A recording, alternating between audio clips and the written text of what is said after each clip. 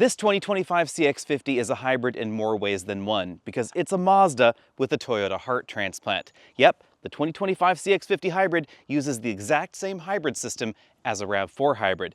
And that makes me wonder, is it any good? Is it still a Mazda? Or is it the best of both worlds with Toyota fuel efficiency and Toyota reliability, and of course the handling and looks that we expect from a Mazda?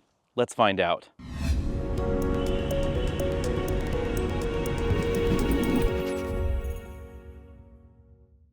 On the surface of things, the CX50 hybrid looks exactly like the regular CX50, and that instantly makes this one of the best looking options in the small crossover segment in North America. I've always loved Mazda's design language, and even though I think other Mazdas are better looking than the CX50, that's sort of like saying it's the ugliest supermodel in a way, because this is fantastic looking, even though I do think the CX5 actually still wears this design language maybe a little bit better than the CX50. Mazda's lineup is a little bit unusual because the CX50 and the CX5 have an awful lot of crossover in price.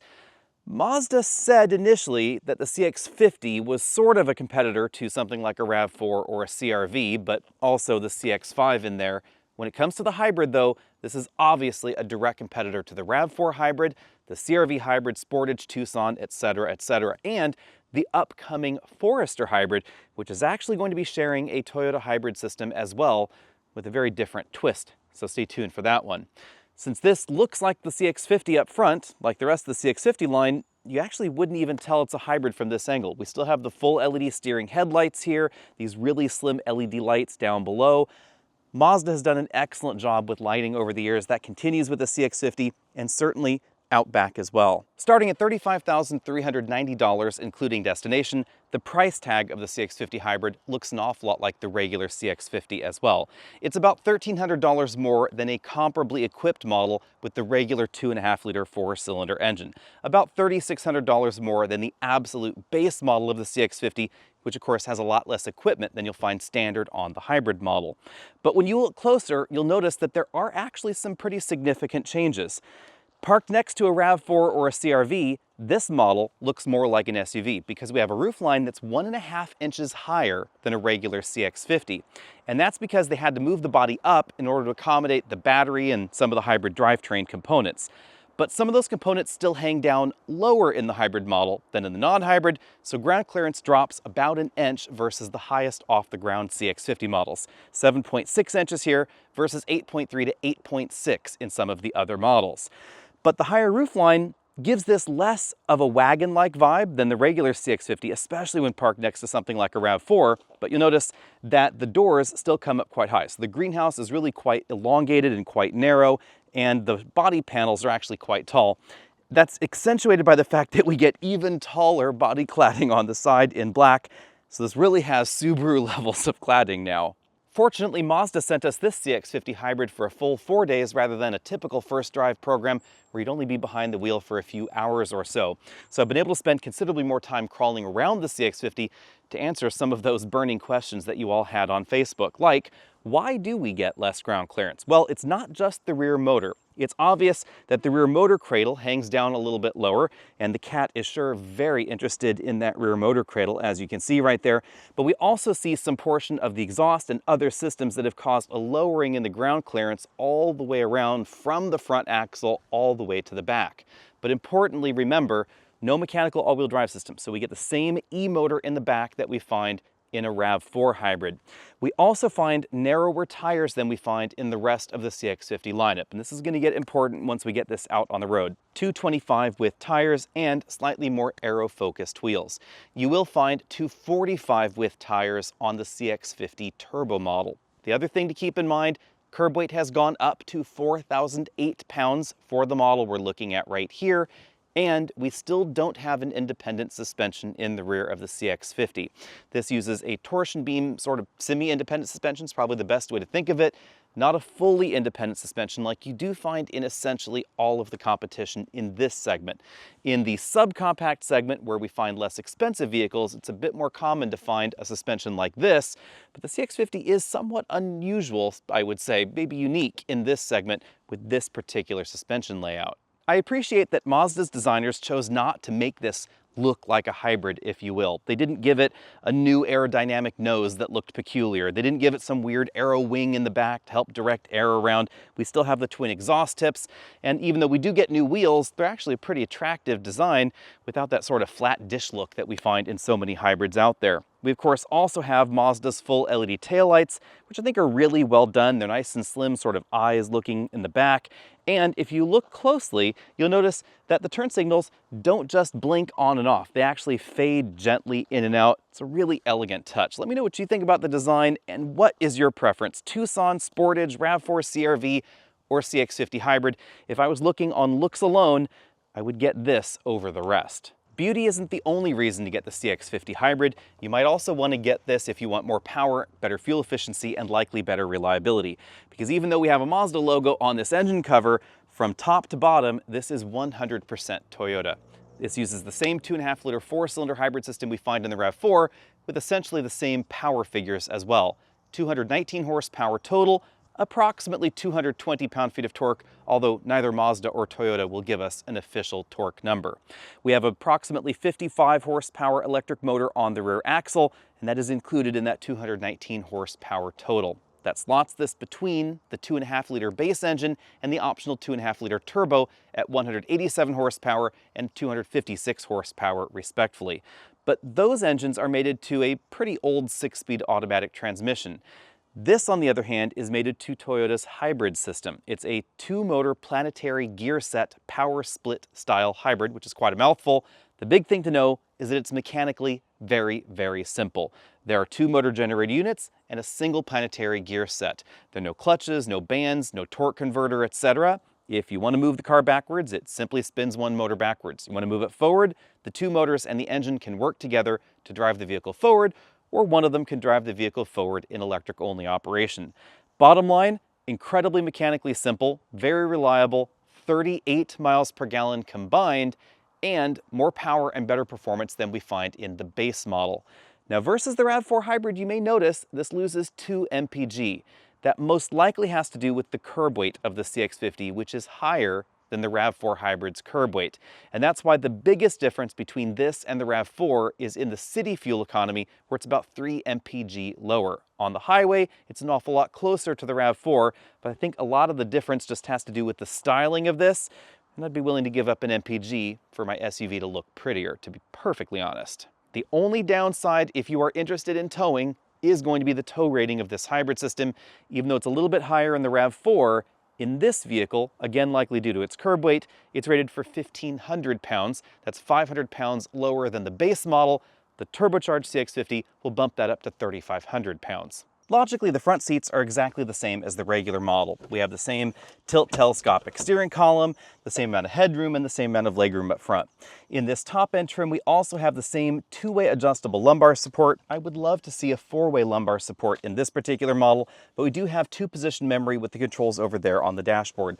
Also, something I'd love to see would be adjustable lumbar support for the passenger side, because even in this top-end trim, that seat doesn't have the same range of motion as this seat does. Now the back seats, those are different than the front seats because the battery pack is located under the rear seat and some of the structure had to move in the vehicle in order to accommodate the hybrid system. The result is that we have about 2 inches legroom less than we find in the regular model. Things go from 81.5 inches of combined legroom down to 79.5. That makes this right about the same as the RAV4 and the 2024 Volkswagen Tiguan, however. So still okay for the segment, just not as accommodating as CR-V, Tucson, Sportage, etc. This driver's seat's comfortably adjusted for me at 6 feet tall. As you can see, I have a reasonable amount of legroom here, about 1.5 inches left or so. We also lose a little bit of rear seat headroom, but it's not a big deal. It's about the lowest in the segment, but even with this panoramic moonroof, I still have about 3/4 of an inch, so I'd still call that pretty decent. The problem is, if you have a taller passenger up front, and we scoot this seat all the way back here, you will notice that there is not a great deal of legroom left if I try and squeeze into this side. My knees are definitely going to be digging into that seat back. Now, unfortunately, due to the way the rear seats are designed, I can't lift off the seat bottom cushion easily to show you the battery, but it is an air-cooled nickel metal hydride pack. So the air cooling inlet is right there, very much like we find in Toyotas, and that's why the seat bottom cushion raises up a little bit, altering the seat geometry in the rear. Why a nickel metal hydride battery pack? Well, it's all about cost and of course availability, because the parts commonality between this and the RAV4 likely means that not only initially, but long term, this is going to be cheaper to keep around. Because of the way the legroom has been reduced, it doesn't affect child seat fitment as much as you might think. It's still really tight and not really acceptable for this rear-facing infant seat, and you'd be hard-pressed to put a convertible rear-facing seat of those larger designs back here. But if you had a smaller passenger up front or a shorter driver, you might still be able to squeeze seats in. And indeed, if I put the driver's seat far enough forward where I was starting to get a little bit tight up front, but still was able to safely drive the vehicle, I did have the recommended clearance between the child seat and the driver's seat. So it's still certainly something that you can do. If you have driven a CX50 or you have a regular CX50 and you're considering upgrading into the hybrid and you have little ones in child seats, you should keep in mind that they're probably going to be about the same, but once they start getting older, then you will notice the difference in the legroom geometry. It really is just sort of a geometry problem. And even if your kids are forward-facing, keep in mind that from the seat back of this forward-facing child seat to the driver's seat, you only have about 17 inches. And you could definitely have kids in this child seat with legs longer than that. They're certainly going to be bumping your seat as you drive. And the last thing I should mention is that the latch anchor covers in this CX50 are this variety that you're supposed to completely remove before installing the child seat, and that means you're probably going to end up losing these. As we see in some hybrids out there, there's a trade-off for the extra horsepower and fuel economy, and that is a reduction in interior volume. This is not a no-compromise hybrid, but it is a low-compromise hybrid. The cargo area drops from 31.4 cubic feet down to 29.2 cubic feet. It's a slight enough drop that we were still able to fit the same 4 24-inch roller bags in the cargo area as in the regular CX50. There's just a little bit less space around the roller bags. Also, however, Mazda decided not to ditch the spare tire. So if I take the bag out and I lift up the floor, we still have a temporary spare under here. This is a touch that I really appreciate because a lot of hybrids ditch the spare completely. Mazda has packaged it with the subwoofer inside the spare tire, but they have wasted a decent amount of space with these foam dividers all the way around. I would love to have seen that maybe as a cargo divider instead. Let's take a quick look around this interior as the sunlight fades. Up here we have obviously the controls for the big panoramic moonroof, but also a sunglass holder. We have sun visors that don't slide to the side, but they do have the little extension right there. I don't find that quite as useful as the ones that slide to the side. We do have vanity mirrors and lights for the driver and the front passenger, and grab handles for all 4 seating positions. We have a panoramic moonroof that is a little bit unusual in that the glass pane does not open terribly far up front. You can see it only opens maybe about, 8 or 9 inches there. It is quite a small opening, and you do get a bit of buffeting. I am surprised that Mazda decided to give us this panoramic option without changing the way that track functions a little bit. I would like to see a change on that in the future, but we don't have one for now. We have height adjustable shoulder belts for the driver and front passenger. 2-way adjustable head restraints. This model has the leather interior, and we have the contrasting piping and stitching that you see here. It's a really attractive look. I would like to see some different leather options available, but I do like the fact that this is not just regular leather piping, it's actually a fabric with some texture to it. And then we have this sort of baseball glove-like stitching there in the middle. These seats are both heated and ventilated. You can see that the bolstering is not terribly aggressive, so larger drivers and larger passengers shouldn't have any problem finding a comfortable seating position in here, although that passenger seat is not as adjustable as the driver's seat. Moving over to the front doors, we have a solid percentage of soft touch materials. Squishy upper section of the door. We do have hard plastics down there at the bottom, but I really appreciate how soft that center armrest is there. We then have an insert that sort of looks like leather. This is an imitation leather insert in the middle with the same sort of stitching that we find on the seats. It is a slightly different sheen than we find on the seats, but I think it's a really attractive look. And then we get over to the bulk of the dashboard where we have a lot of different air vent styles going on here. So the driver and front passenger have air vents that kind of look like that, but then the passenger also gets this air vent that doesn't really fit with the rest of the theme. And you can see that it, in my mind, also looks a little bit unusual because we get this little dip down. This is not an optical illusion. The shape of the dash actually does change right there because of that air vent position. I think just giving it a more linear look might have worked a little bit better. Of course, we have the controls for the 2-zone automatic climate control right here. And since it's a full hybrid, of course, you can use the climate control with the engine off. Harder plastics are found down at the bottom of the bumper, or sorry, bottom of the dashboard. That's not a bumper, that would be weird. And then this is mostly a slot style glove compartment where you can put things like owner's manuals, etc. on 2 different shelves inside, but neither one of those shelves is able to accommodate a larger tablet computer like the 11-inch tablet computer we test with. Now, speaking of tablet computer, it kind of looks like we have one perched up here on the dashboard. This is Mazda's touchscreen infotainment system. Yes, technically touchscreen, although touchscreen with a bit of a twist, because you cannot actually touch this while the vehicle is in motion. Mazda locks out the touch functionality, and that's why it's kind of far from the driver. It's mainly meant to be used with the touchscreen, rotary controller. I'm mixing up all my words today. The rotary controller here in the center console. But that makes interacting with Apple CarPlay a little bit funky because it's simply easier to touch the screen than use the control knob. Yes, the control knob works, but again, a little bit unusual. Now, if you want to touch the screen while you're in motion, there are some aftermarket options that will allow you to do that. I just don't know if I would recommend those. Down here we find a little knick-knack holder, 2 big cup holders. They're kind of in the way of the shifter right there, but they are fairly tall, so larger drinks won't have too much of a problem. Lots of shiny black plastic going on here. Here's the drive mode selector. We'll show you that in a bit.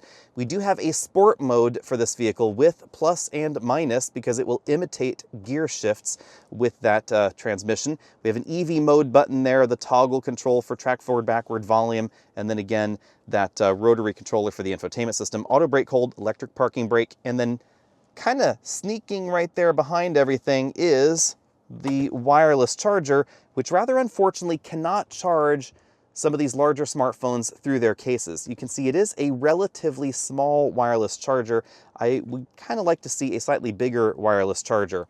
Also, you should know that the center console storage area is not the biggest, but we do have wireless CarPlay, so you don't necessarily need to use those USB-C ports if you don't want to. There are 2 extra USB-C ports on the back of that center console for the rear passengers, but we don't find a 120-volt power inverter like we do find in a lot of hybrids on board this model. We also don't find a full LCD instrument cluster, which has become all the rage. Instead, Mazda has chosen to give us a smaller, approximately, I guess, 7-inch LCD right here in the middle. I'm sure everybody will correct me if that turns out to be an 8-inch screen. We have a power charge gauge over there on the left, and this will cycle through a bunch of different views, like a big needle view there, the safety focused view, fuel economy, etc. Now, don't pay any attention to that fuel economy there. We'll talk more about fuel economy later because we've just been doing some 0 to 60 testing. But we should talk about the drive modes because Mazda has said that they have harmonized these drive modes with Toyota for reasons that I do not fully understand. So we have power, normal, and then we have trail. So definitely different naming scheme going on there. But above this all, we still have a projected on the windshield head-up display. It does look an awful lot smaller than it does in person. This is just one of those weird things about trying to film head-up displays. It actually looks significantly bigger to the human eye than it does on camera, just kind of an optical illusion. Now, to the left of the driver's area down here, that's where we find an additional button bank for things like the seat memory controls, in case you're wondering. If you've been inside a Mazda recently, this steering wheel should be instantly familiar. We find toggle controls for volume and track over here, also phone and voice command buttons. This info button cycles through the different looks for that partial LCD cluster. Then on the right side of the steering wheel, we have the controls for the adaptive cruise control. The steering wheel itself, that's a 3-spoke design with kind of a split bottom spoke. You can see the little split right there. It's relatively thinly rimmed, so it's not one of those big chunky steering wheels if you're not into that. And even though we have sport grips, they're relatively small up top. Logically, the first thing you're going to notice out on the road is that it sounds and behaves an awful lot like a Toyota hybrid system. And on these winding mountain roads here, that means a number of things. It means a bit of drone from the engine, because this does have that same planetary power split transmission that we find in a RAV4 hybrid. The engine sounds exactly the same as the Toyota system, and you're going to get a bit of one-wheel peel and a bit of torque steer in the twisties because most of the power is happening up front and it doesn't use a mechanical all-wheel drive system. So versus every other Mazda out there with all-wheel drive, this is going to feel decidedly different. In corners like this, you'll definitely get some steering wheel tug as you go around the corners, and keep in mind, this does not have the widest tires available in the CX50. This has 225 width tires, about the same as we find in the base model, but this model has a lot more curb weight. And that is the next thing you should know. This is notably heavier than the RAV4 hybrid, and that's the main reason it's also slower 0 to 60. In our preliminary 0 to 60 testing, we ran 0 to 60 in 7.8 seconds out here, and 60 to 0 took 125 feet. That is a little bit longer in terms of time for the 0 to 60, and longer in terms of distance for the 60 to 0 versus a RAV4 hybrid. Logical given the curb weight. This is also going to take the longest to stop versus any other CX50 because if you get the turbo model, which is not exactly lightweight either, it has wider tires and therefore is definitely going to stop sooner. The tires are definitely the factor when it comes to the stopping distance. Simply swapping these out would probably yield better stopping distances. A tire swap would probably also yield better handling. Although there is an important thing to remember about the CX50. This does not have an independent rear suspension. And out on this winding road, which is not exactly well paved, you will certainly notice that when we get past this stop sign and start driving it a little bit harder. When the road is not perfectly paved, you will definitely notice that the rear end gets upset on broken pavement sections around the corners. You'll definitely feel that the suspension just doesn't have quite the elegance that we find in Mazdas with independent rear suspensions. This was clearly a cost-cutting measure. It's the same reason we don't find a fully independent suspension in the Mazda 3 either. The rumor mills are swirling about exactly what we're going to be getting in the next Mazda CX-5, but it looks like we are getting essentially a replacement for that CX-5, whatever it ends up being called. I suspect that is going to have an independent rear suspension. A lot of rumor mills also point to it perhaps being more closely related to the CX90 and CX70, CX60, etc. So it is likely, or at least possible maybe I should say, that it could be some sort of rear-wheel drive hybrid, plug-in hybrid system, something along those lines, or it could be a next-generation front-wheel drive platform. There are rumors going in both directions, but most likely it's going to be a bit more premium in terms of its engineering and architecture than this CX50, and that would make a great deal of sense to have something a little bit less expensive like this and something a bit more expensive like perhaps that future product. However, things are a little uncertain at the moment, and for the moment, this is the more direct competitor to something like the RAV4 hybrid, the CR-V hybrid, the Tucson hybrid, Sportage hybrid, Escape hybrid, etc., etc., etc. Mazda has been playing in this segment with the two models, the CX50 and the CX-5, as I said before, but when it comes to the hybrid versus hybrid competition, clearly it's just here in the CX50 because there is no CX-5 hybrid. Now, with that all in mind, when it comes down to the handling, I have to say I'm very torn about this score, but I'm going to have to give this a B- when it comes to handling. Mazda does an excellent job when it comes to steering feel. The steering is nice, it's on center, it's actually possible to tell what the front tires are up to, and that's not something we find in a lot of the competition.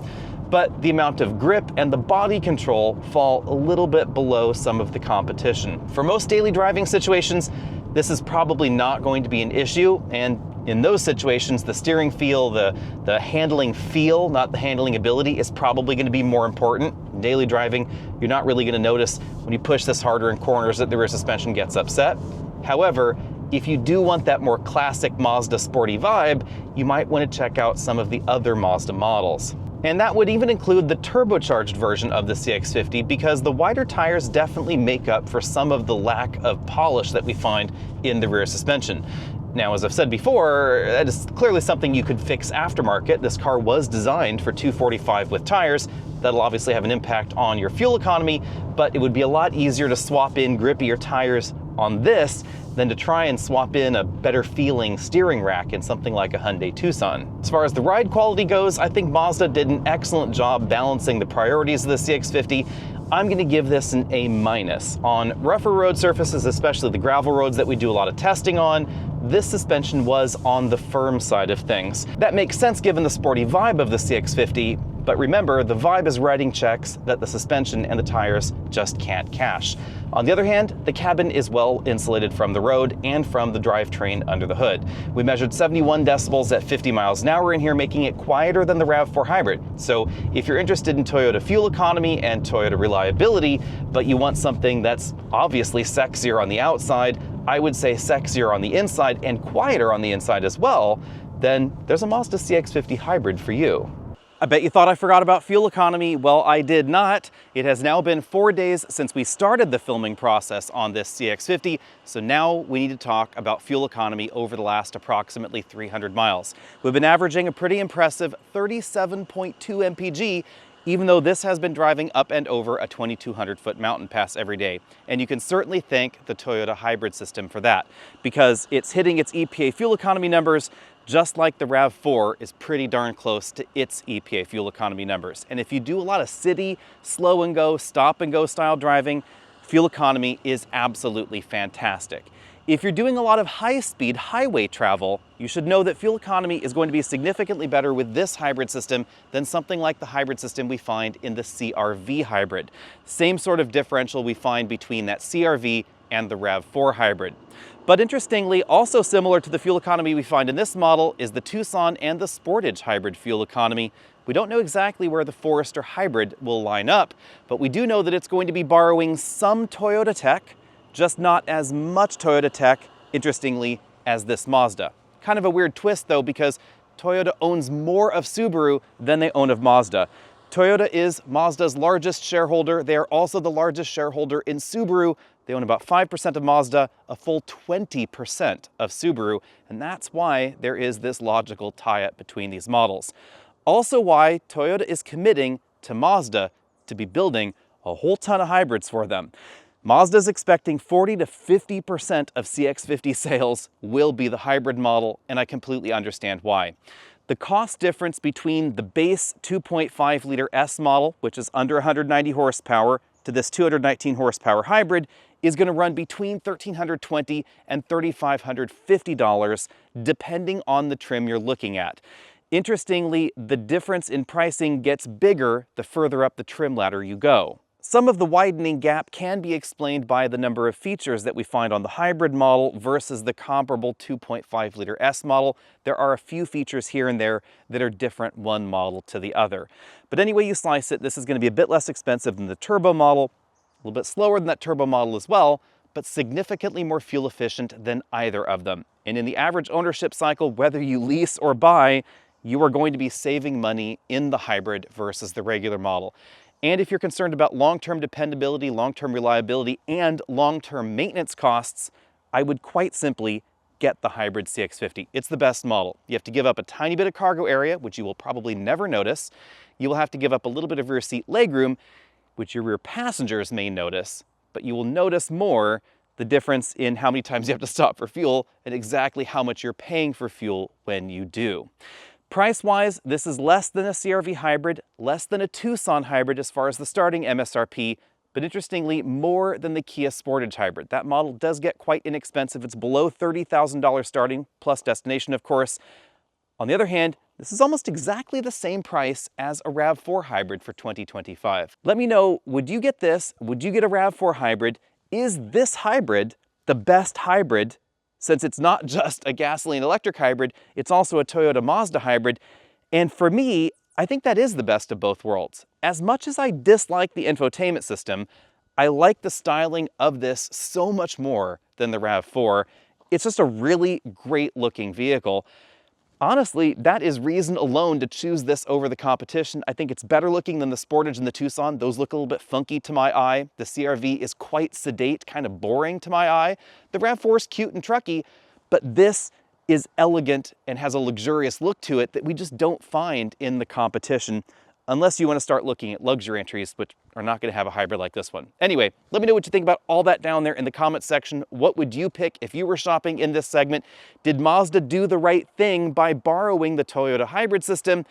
And kind of an offbeat question, what other vehicle out there would you love to see that Toyota hybrid system in? I kind of would like to see a more full-on luxury vehicle with this hybrid system in it that didn't have the Lexus interior. Maybe something like a BMW X1 or X2 or an Audi Q3 with the Toyota hybrid system. I think that would be all kinds of fantastic. Let me know what you think about that, and I will see all of you next week.